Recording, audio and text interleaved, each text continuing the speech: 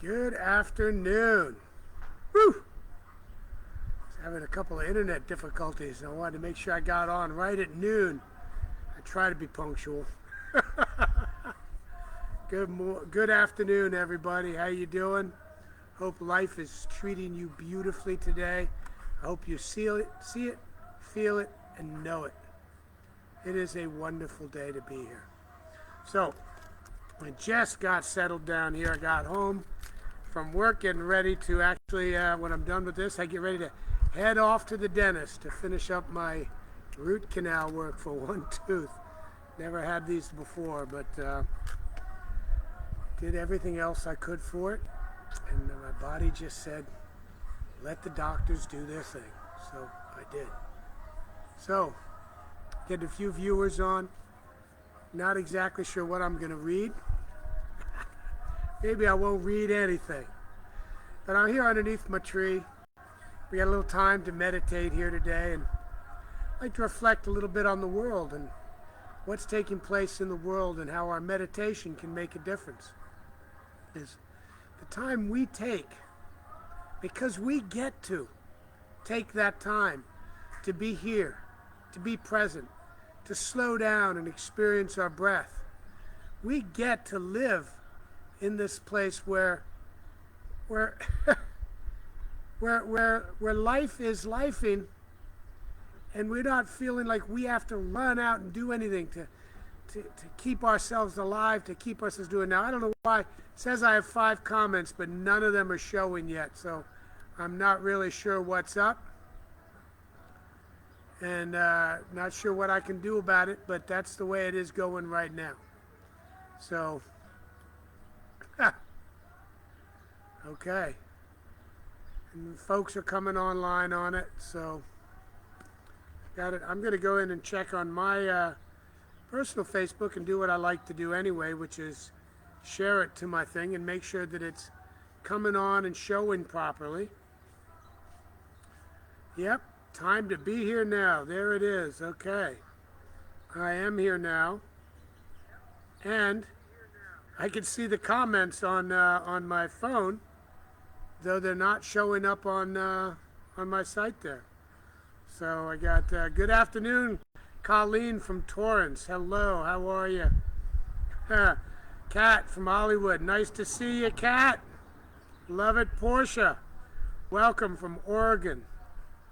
People are tuning in from all over the place. And Curtis, good to see you here. Let's see what else we got. We got Nikki's watching. Hi, Nikki. Good afternoon from Ohio. We got Janice is watching. Lisa Price Owens is here with us. And now my thing isn't letting me like them either.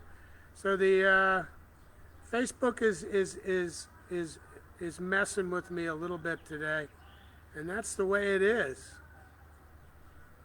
So, good afternoon, Rahima, Lucy, Wayne. Hello, folks. So good to have you all here now, ready for this afternoon's meditation. So, well, I'm glad I can at least see what's going on by looking on my phone. Even though none of these comments are showing on my feed over here. But at least I can see it's mostly working. Hopefully it's working for everybody and continues to. So, hi Kay. Hi Crystal. Look at that. So good to see everybody here. Alrighty. I'm going to pop out of that. So I'm not going to be able to see the comments as they go by here, necessarily. I don't necessarily want to weaken my internet signal by having my phone on while I'm doing it. So, I'm going to go ahead and find something to read to us real quick.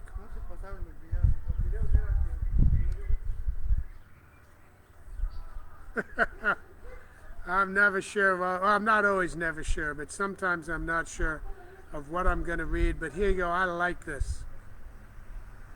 This is from Secrets of the Lost Mode of Prayer by Greg Braden. Read from it this morning. And I just opened it up to page 48. It's still part of the Wisdom is the Lesson chapter. And there's a spot here that's called Our Greatest Fears.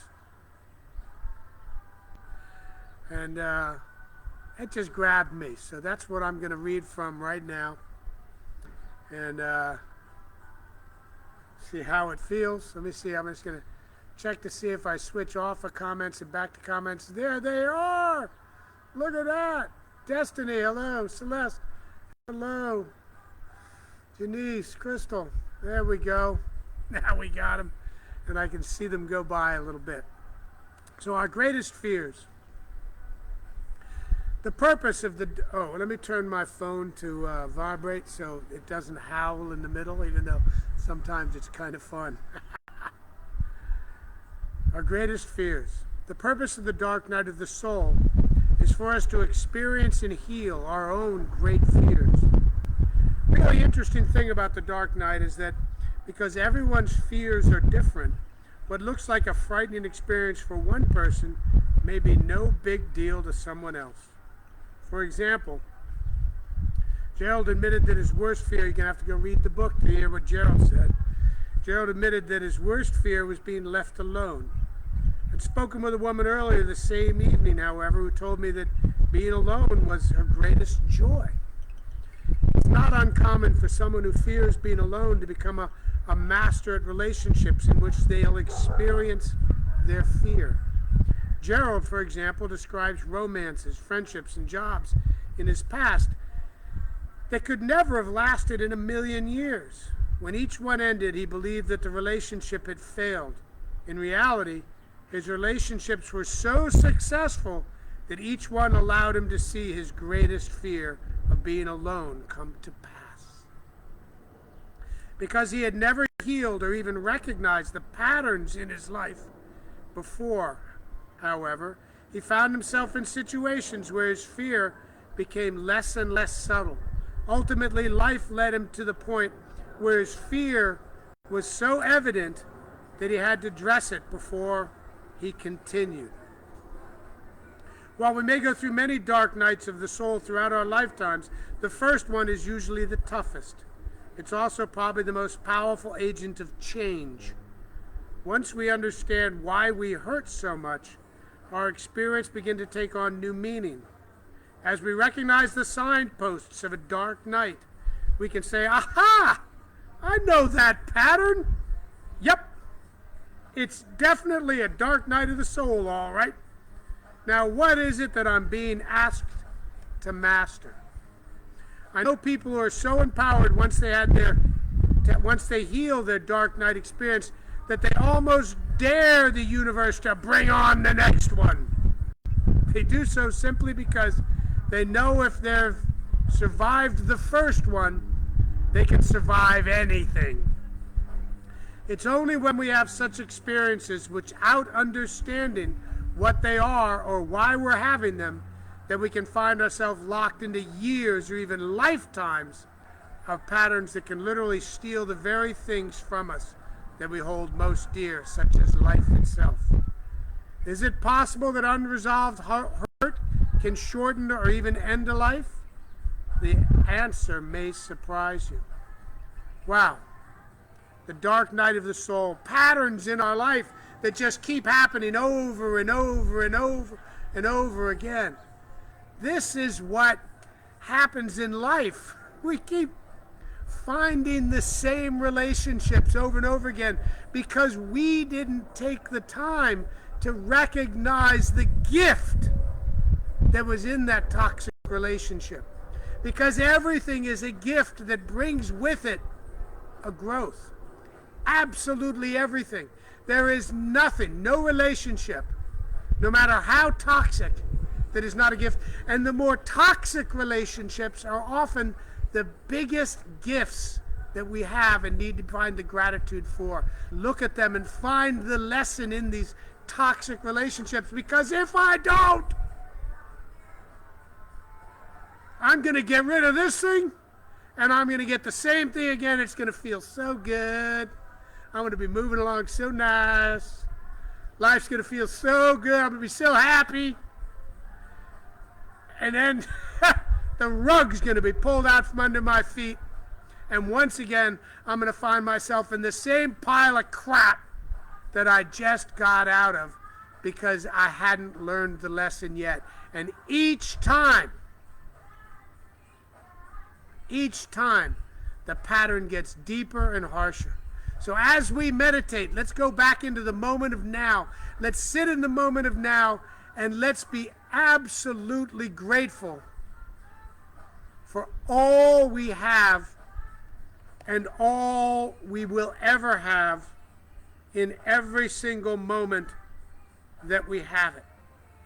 Let's be grateful to be here now, in this moment right now. So I was just checking right now to make sure that I was still online and live. So I hope I am. It says I have 0 viewers.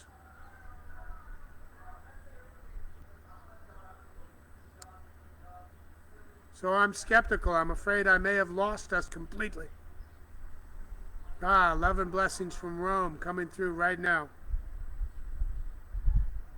Okay. Somebody let me know. Am I online? Can you hear me now? Can you see me now?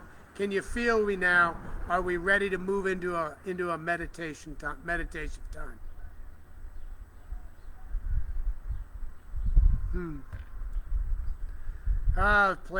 Playbook. Facebook is definitely playing with me here. I hear you. There you go. So we're going to go into meditation. And I hope everybody can hear me well. I hope the entire reading went out. And if it didn't, well, you can find it later on. Page. Can't even find it now. He's gone. Page 49. 48, 47, right around there. Okay. So let's take a breath. Let's get comfortable. Put our feet firmly on the ground if we can. Just sit and be comfortable. Be in them right here, this moment. Feel your breath in. Take a nice deep breath in here. And let it out slowly. Feel that now moment. Right here, right now.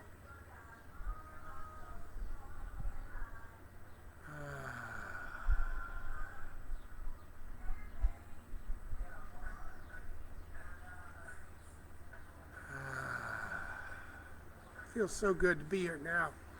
To be here now and know that I can focus on this moment here right now. That I can look at the love that's in my life and I can respond from love in my life. And I don't have to react and I don't have to feel and respond from the fear. The fear is just communication talking to me. I can choose to step out of it. And right now in this meditation, I choose to step into the love and I choose to feel the love inside of each breath as I take the breath in and I expel fear out. And I breathe in the love and I expel the fear. And each breath I breathe in, and I sit here in the now. I pay attention to my breath and my body, and I know that my body knows exactly what to do because my body is the love of lifing taking place right here, right now. That love is my life. That love is our life. It feels so good to be here now.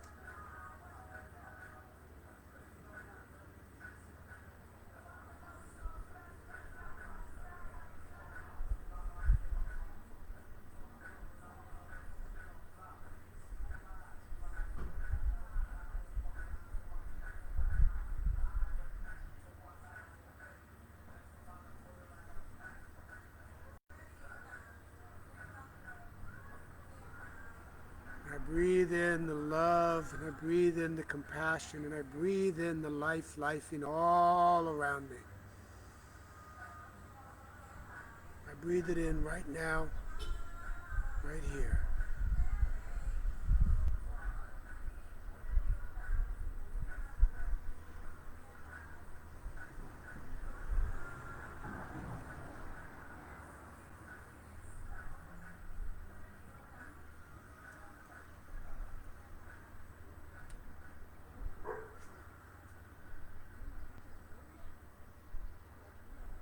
I am.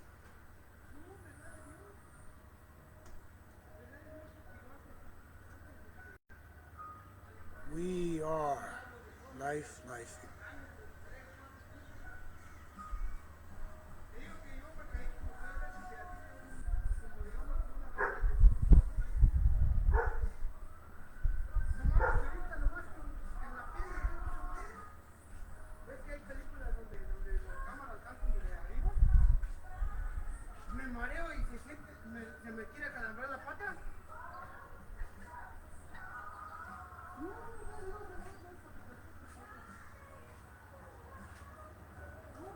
I am here now as I experience the little death of fear, anxiety, and I experience the birth of love and light and peace and joy.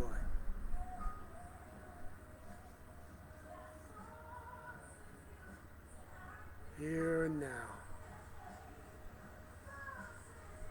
I am the life that's lifing.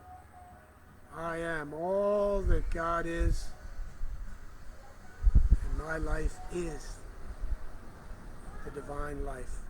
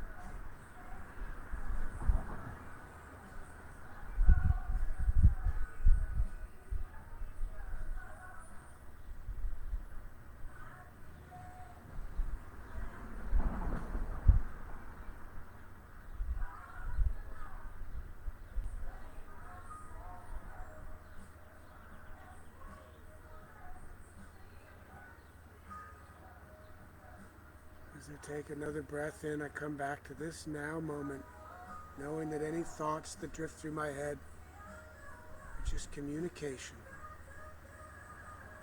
Acknowledge it, move on. Don't fight it. Just move on to this moment, right here, right now.